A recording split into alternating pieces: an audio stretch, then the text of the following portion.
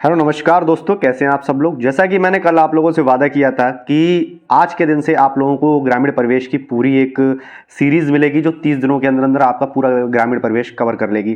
देखिए, इस वीडियो के अंदर मैंने आज तक के जो UP-SSC के सारे एग्जाम हुए हैं उनके सारे क्वेश्चंस को मैं निचोड़ के लाया हूं, उसको आपको समझाऊंगा किस प्रकार से ये क्वेश्चन हुए हैं। और गारंटी से मान लीजिए ग्रामीण परिवेश एक सीमित विषय है, ठीक है। एक सीमित विषय के अंदर सीमित ही क्वेश्चन हो सकते हैं, ठीक है। नई जो योजनाएं आ रही हैं वो भी मैं आगे चल के वीडियो में मेंशन करूंगा, लेकिन अभी आप लोगों के लिए एक बहुत इंपॉर्टेंट सीरीज लेके आया हूं। ये जो क्रैश कोर्स है, अगर आप लोग इस वीडियो को देखते हैं, डेली आप लोग इस वीडियो को देखते हैं, तो आपको ग्रामीण परिवेश 25 आउट ऑफ 25 मतलब 25 आउट ऑफ 25 नंबर आपके कोई नहीं काट सकता, ठीक है। तो बने रहिए मेरे साथ। मेरा नाम है अमन शर्मा, आपका स्वागत है टॉपर्स टाइम पर। हम है टॉपर्स टाइम, जमीन से शिखर तक।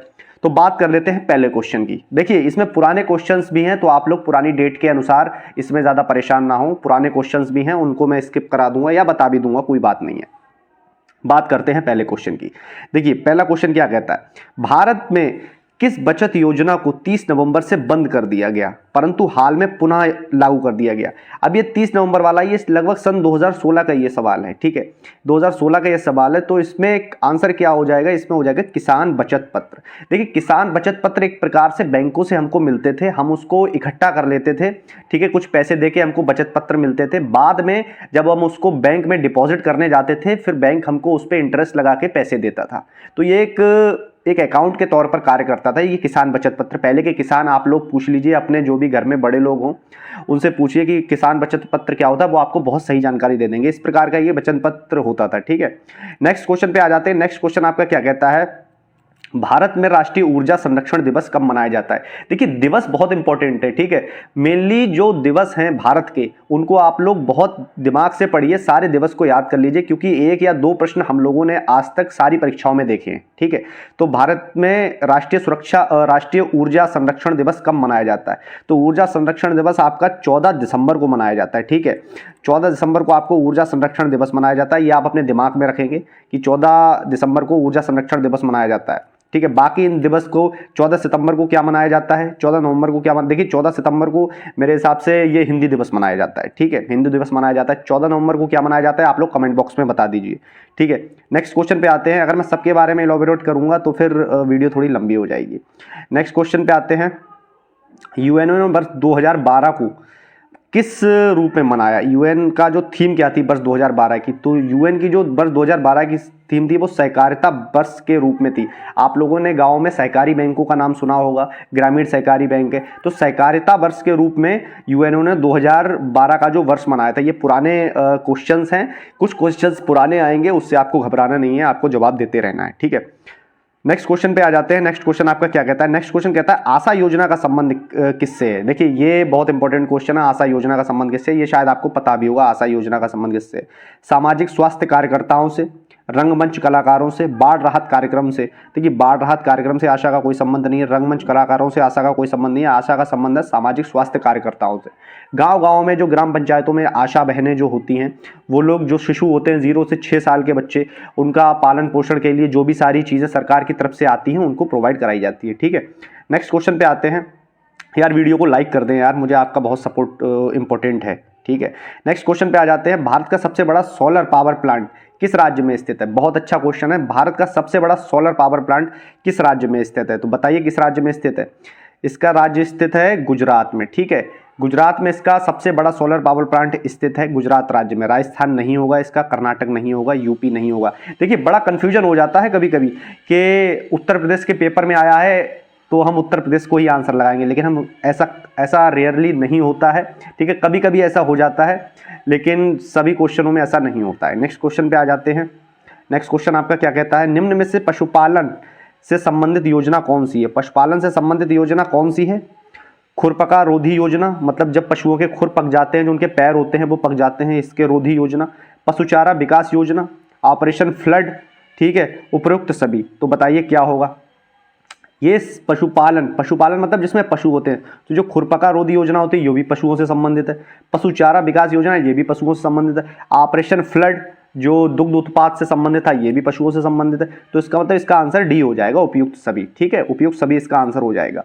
मैं बहुत आसानी से आपको समझाने की कोशिश कर रहा हूँ, कृपया इसको दिमाग में अपने बैठाएं और अच्छी तरीके से इसमें आप लोग तैयारी कर सकते हैं। अनाज उत्पादन के मामले में भारत में प्रथम स्थान पर है। अनाज उत्पादन के मामले में भारत में प्रथम स्थान पर कौन सा है? तो आपको पता है, ऑब्वियस सी बात है, यूपी नंबर 1 स्थान पे है अनाज उत्पादन में। यूपी के बाद आपका मध्य प्रदेश आ जाता है, ठीक है। विभिन्न फसलों में जैसे चावल में आपका पश्चिम बंगाल आ जाता है। यूपी हमेशा गेहूं और गन्ने में आता है। गन्ना नकदी फसल है यूपी की, कैश क्रॉप जिसको बोलते हैं, ठीक है। बाकी ऑप्शन गलत हो जाएंगे। नेक्स्ट क्वेश्चन पे आते हैं। जो नेक्स्ट क्वेश्चन है आपका, हाल ही में ग्रामीणों के लिए सस्ते घर बनाने की योजना किस समूह ने पेश की? किस समूह ने ग्रामीणों के लिए सबसे सस्ते जो घर थे उसकी योजना प्रस्तुत की? देखिए, एक ही व्यक्ति है जो इस समय जो संसद का कार्य चल रहा है, भारत की जो नई संसद बन रही है, उसका भी जो टेंडर है वो टाटा समूह को मिला है। तो इसका जो आंसर हो जाएगा वो टाटा समूह हो जाएगा। हाल ही में ग्रामीणों के लिए सस्ते घर बनाने की योजना टाटा समूह ने प्रस्तुत की है। रिलायंस नहीं हो जाएगा, ये टेलीकॉम कंपनी है। बिरला नहीं हो जाएगी, ठीक है। और इनमें से कोई ये तो है ही नहीं। तो टाटा ग्रुप है जो सबसे सस्ते घर बनाने के लिए इसमें दिया गया है। ये जो मैंने अभी आपको बताया है कि जो संसद बन रही है उसका कॉन्ट्रैक्ट भी टाटा समूह को मिला है। तो ये इंपॉर्टेंट क्वेश्चन है, आ सकता है, ठीक है। नेक्स्ट क्वेश्चन की बात करते हैं। सब्जियों में भारत में सर्वाधिक उत्पादित होने वाली सब्जी कौन सी है? ये बहुत ग्रामीण परिवेश में ऐसे ही क्वेश्चन आते हैं। आप मत ये सोचिए कि पंचायती राज वगैरह भी मैं आपको पढ़ाऊंगा बहुत अच्छी तरीके से क्वेश्चन के माध्यम से। सब्जियों में भारत में सर्वाधिक उत्पादित होने वाली सब्जी कौन सी है? आप ये वाला क्वेश्चन बताइए कमेंट बॉक्स में। सब्जियों में सर्वाधिक उत्पादित होने वाली अपनी सब्जी, अपने भारत की सब्जी है बैगन, ठीक है। बैगन सबसे ज्यादा उत्पादित होता है अपने भारत में, ठीक है। ना ही भिंडी होता है, ना ही लौकी होता है, और इनमें से कोई नहीं है, तो ऑप्शन ही नहीं है। तो बैगन जो आपका है वो सबसे ज्यादा अधिक उत्पादित होता है, ठीक है। आज तक भी अधिक उत्पादित बैगन ही होता है। नेक्स्ट क्वेश्चन पे आ जाते हैं। पशु जनसंख्या के मामले में भारत विश्व में किस स्थान पर है? पशु जनसंख्या के मामले में भारत प्रथम स्थान पर है। ये लिख के रख लीजिए कि हमारे पास सबसे ज्यादा पशु हैं। हम लोग पशुओं की पशुधन योजना भी तो कराते हैं, पशु की जनगणना भी कराते हैं ना, उसमें सबसे ज्यादा ये है। पशु जनसंख्या में मामले में भारत विश्व में प्रथम स्थान पर है, ठीक है। नेक्स्ट क्वेश्चन पे आ जाते हैं। नेक्स्ट क्वेश्चन आपका क्या कहता है? वर्तमान में भारत का सर्वाधिक दूध उत्पादक राज्य कौन सा है? मतलब सर्वाधिक राज्य जो दुग्ध उत्पादन करता है, दूध का उत्पादन करता है, वो राज्य कौन सा है? तो इसमें आप मान लीजिए सबसे कौन होगा जिसमें सबसे ज्यादा पशु, मतलब पशु यूपी में ही सबसे ज्यादा हैं। भारत में, पूरी दुनिया के हिसाब से भारत में सबसे ज्यादा हैं, और राज्यों के हिसाब से यूपी में सबसे ज्यादा है। तो भारत का सर्वाधिक दूध उत्पादक राज्य है यूपी, ठीक है। उत्तर प्रदेश है, ना ही एमपी है, ना ही बिहार है, ना ही राजस्थान है। यूपी आपका सबसे नंबर 1 राज्य है, ठीक है। नेक्स्ट क्वेश्चन पे आ जाते हैं। भारत के कुल कृषि निर्यात में सर्वाधिक योगदान किस क्षेत्र का रहता है? देखिए, आयात और निर्यात ये दो इंपॉर्टेंट चीजें होती हैं, इनको आप लोग दिमाग में रख लीजिए कि भारत में कुल कृषि निर्यात में सर्वाधिक योगदान किस क्षेत्र का रहता है, ठीक है। किस क्षेत्र का रहता है बताइए? समुद्री उत्पाद का रहता है, खनन उत्पाद का रहता है, खाद्य तेल का उत्पाद रहता है, या इनमें से कोई नहीं? देखिए, खनन उत्पाद का तो नहीं रहता। हम लोग खनन उत्पादन इतना ज्यादा नहीं करते, बस कोयला हमारे यहाँ ज्यादातर मोस्टली हो जाता है, ठीक है। खाद्य तेल उत्पाद हम इतना नहीं कर पाते, ठीक है। ये तो ऑप्शन फालतू का ही है। समुद्री उत्पाद, ठीक है, जो मछलियां होती हैं, जो ये सारी चीजें होती हैं, जो सी फूड जिसको बोलते हैं, वो हम सबसे ज्यादा करते हैं, ठीक है। नेक्स्ट पॉइंट पे आ जाइए। नेक्स्ट पॉइंट क्या है? निर्धनता के विस्तार पर अनुमान, निर्धनता के विस्तार का अनुमान भारत में कौन सी संस्था लगाती है? निर्धनता के विस्तार का अनुमान मतलब जो गरीबी रेखा है वो भारत में कौन सी संस्था लगाती है, ठीक है।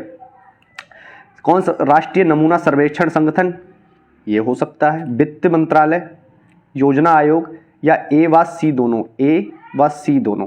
तो बताइए कौन सा इसमें ऑप्शन हो जाएगा?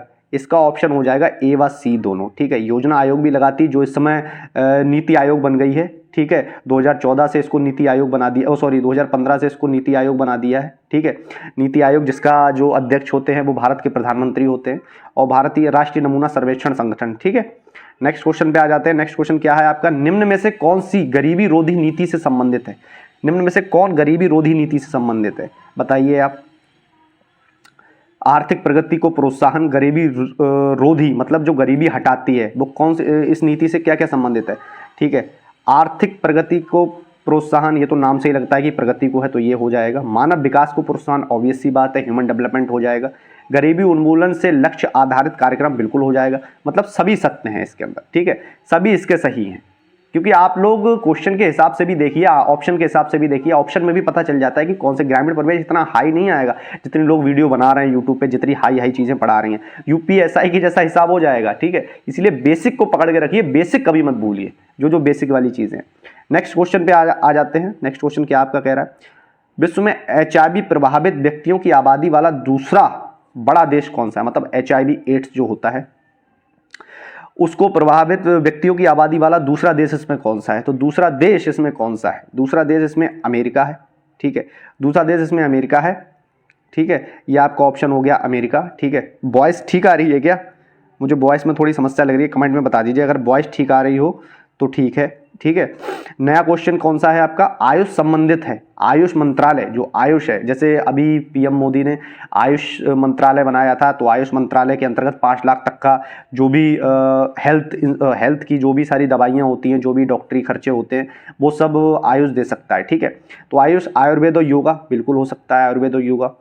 नेचुरोपैथी यूनानी, ये भी दवाइयाँ होती हैं। सिद्धा होम्योपैथी, ये भी दवाइयाँ। तो मतलब ये सभी सत्य हैं, ठीक है। आयुष के संबंध में आप ये मत मानिए कि सिर्फ ये उससे संबंधित, ये हर चीज से संबंधित है। नेक्स्ट क्वेश्चन पे आ जाते हैं। नेक्स्ट क्वेश्चन आपका क्या कहता है? विजन 2020 योजना संबंधित है। विजन 2020 योजना किस चीज से संबंधित है? विजन 2020 योजना है गरीबी से संबंधित, ठीक है, ना ही जनसंख्या वृद्धि से संबंधित है, ना ही राजस्व वृद्धि से संबंधित है, और इनमें से कोई नहीं तो होगा ही नहीं, तो गरीबी से संबंधित है, ठीक है। क्योंकि हम लोग गरीबी के ऊपर 2020 में हमने टारगेट दिया था कि हम 2020 में गरीबी को कम करेंगे, ठीक है।